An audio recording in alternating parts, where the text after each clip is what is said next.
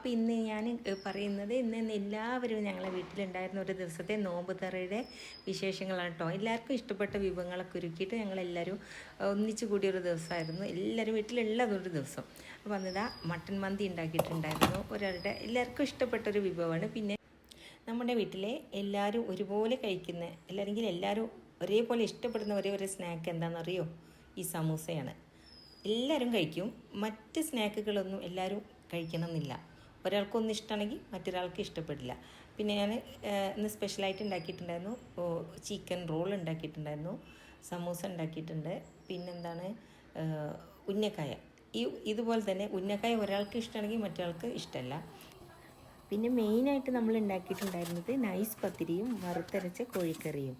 അതെല്ലാവർക്കും ഇഷ്ടമാണ് കേട്ടോ. എല്ലാവർക്കും ഒരുപോലെ ഇഷ്ടപ്പെടുന്ന എൻ്റെ സ്പെഷ്യൽ മട്ടൻ മന്തി ഇതുപോലെ നല്ല സ്മോക്കൊക്കെ ഇട്ടിട്ട് ഉണ്ടാക്കി നല്ല അടിപൊളിയായിരുന്നു കേട്ടോ. പിന്നെ ഇതാ ചിക്കൻ അത് ഫ്രൈ ചെയ്യാനുണ്ട്. അതൊക്കെ നാടൻ രീതിയിൽ നമ്മൾ വീട്ടിലുണ്ടാക്കുന്ന നാടൻ ഫ്രൈ ആണ് അവർക്കൊക്കെ ഇഷ്ടം.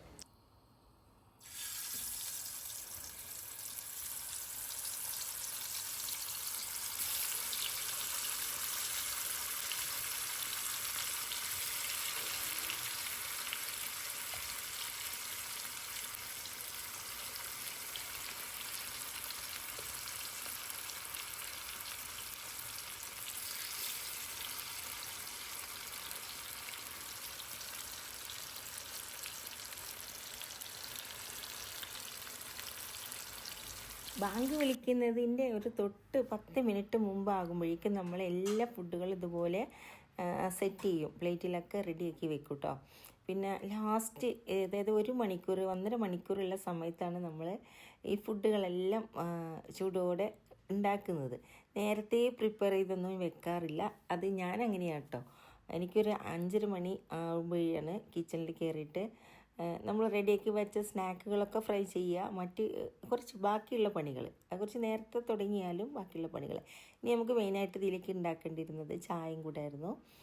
പിന്നെ നോമ്പ് തുറക്കാനുള്ള ഈത്തപ്പഴം, ഇതെല്ലാം കൂടെയാണ് നമ്മൾ ടേബിളിൽ ഇപ്പോൾ സെറ്റ് ചെയ്ത് വെക്കുന്നത്. പിന്നെ ഓരോരുത്തർക്ക് അതുപോലെ ജ്യൂസ് എന്നൊരു ഐറ്റം ഞാൻ ഉണ്ടാക്കാറേ ഇല്ല.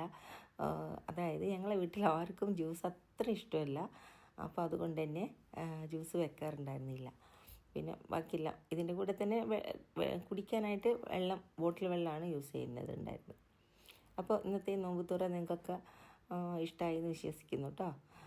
ഇഷ്ടപ്പെട്ടെങ്കിൽ ലൈക്ക് ചെയ്യുക. പിന്നെ എൻ്റെ ചാനൽ കണ്ട് ഒന്ന് സബ്സ്ക്രൈബ് ചെയ്ത് സപ്പോർട്ട് ചെയ്യുക. അപ്പോൾ ഇതുപോലെ തന്നെ എന്തെങ്കിലും പുതിയ വിശേഷങ്ങളുമായിട്ട് അടുത്തൊരു വീഡിയോയിൽ കാണും വരെ thank you. Take care. By.